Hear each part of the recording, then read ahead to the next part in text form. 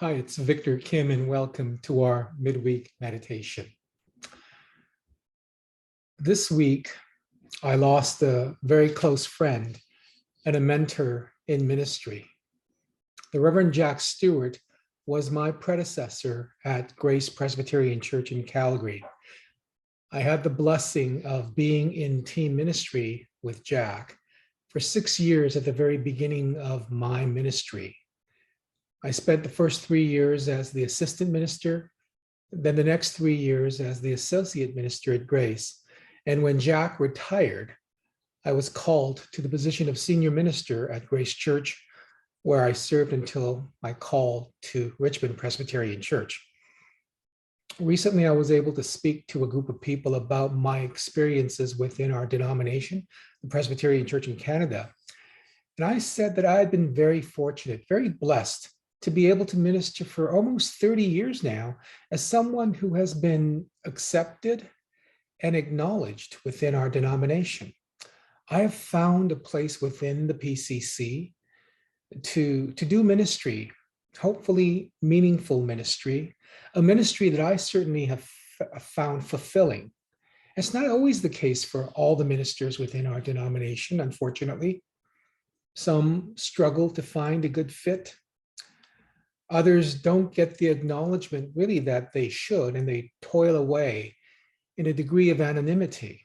Some never get the opportunity to use their gifts in a way that would truly utilize what they have to offer.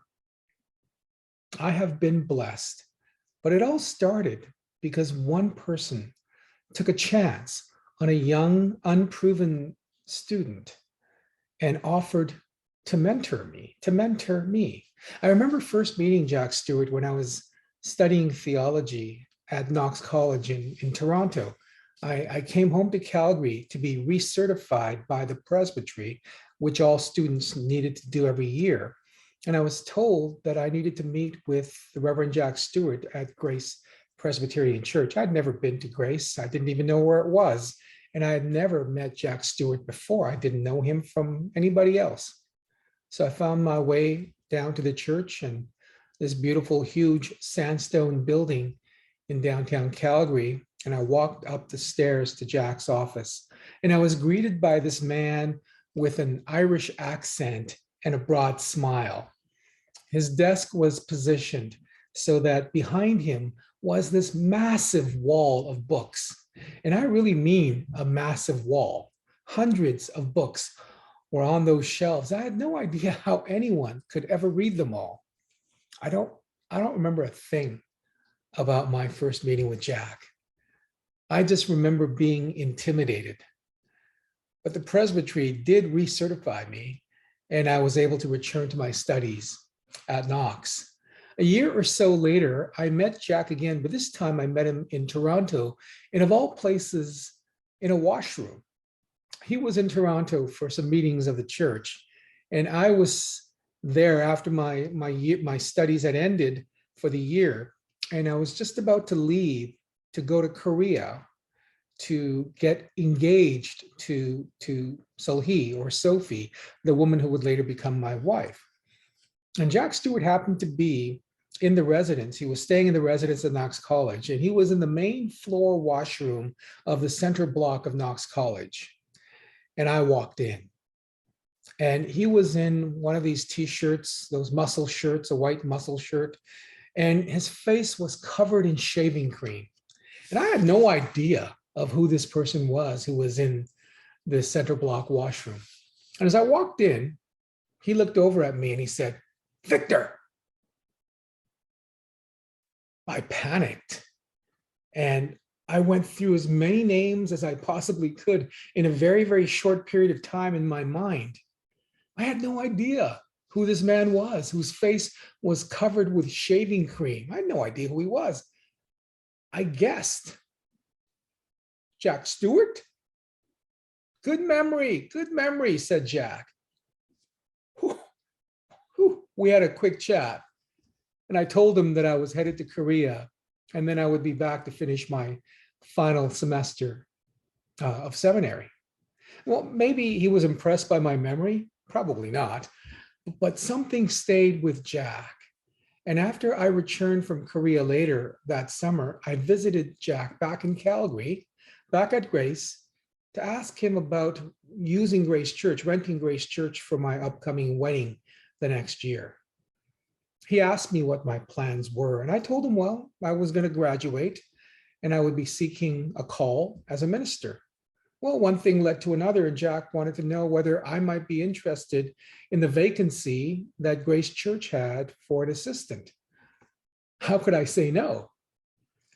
He arranged a hastily called meeting with the search committee, and eventually I was called as the assistant minister as soon as I had completed my studies back in Toronto.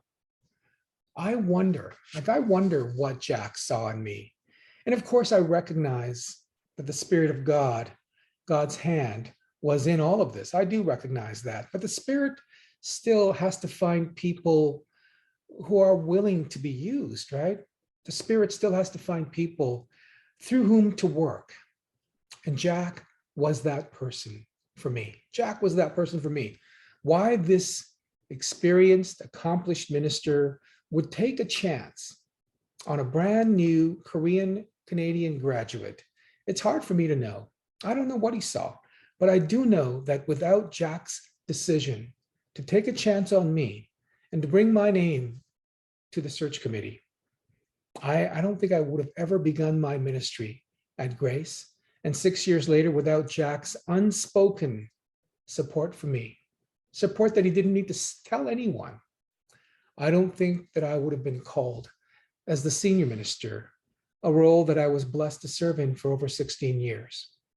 My point is this.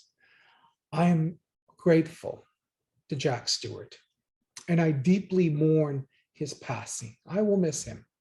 I owe so much to his generosity and to his grace to me. I'm going to make a point, and I don't want you to take this wrong. I remember the relationship in Scripture between Paul and Timothy, the Apostle Paul and Timothy. I'm not saying Jack Stewart is Paul, and I'm certainly not saying that I am a Timothy. But I am saying that we all have someone who has acted as a Paul to us, right? As a mentor to us. And we all know people who could be Timothys for us, people who we could mentor, who we could help, who we could care for. Paul mentored Timothy in the ways of the gospel, in discipleship as a follower of Jesus Christ, and in the way of Christian ministry. I think all of us have the opportunity to mentor someone in our lives, someone who could be a Timothy to a Paul.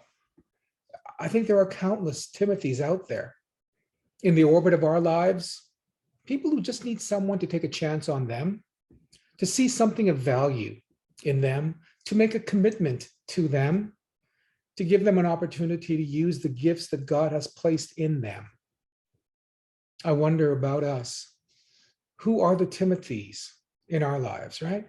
Who are those people in our lives, at our workplaces, at our schools, in our neighborhoods, in our circle of friends, in our churches, in our families, that need us to be a faithful mentor to them? Who needs us to model what it means to be a faithful disciple of Jesus Christ? Who will benefit from us taking a chance, making a commitment to them? Who is that for you? You know, all of us can be a Paul to a Timothy. We can encourage someone who might be a bit self-conscious, a little timid. We can build them up. We can build up their confidence. We can show faith in them. We can empower someone who's never really had an opportunity. We can open doors that are within our ability.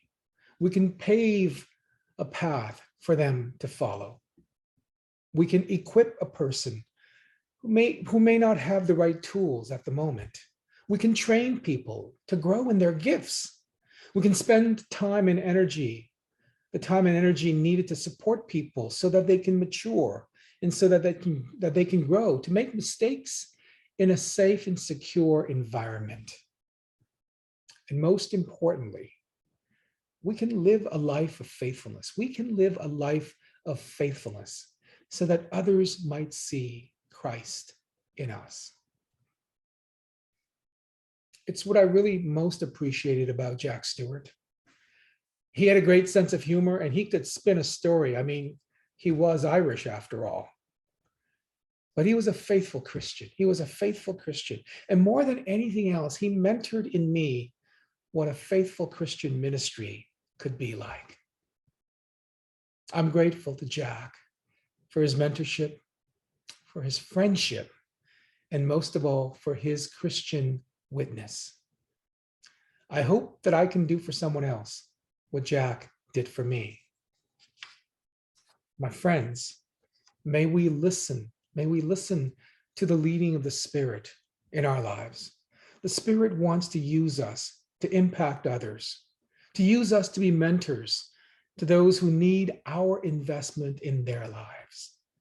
I pray that we may be open to God's Spirit as others have been open and have mentored us.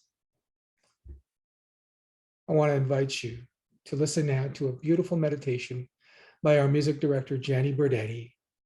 May you have a blessed week. I'll see you again soon. Take care.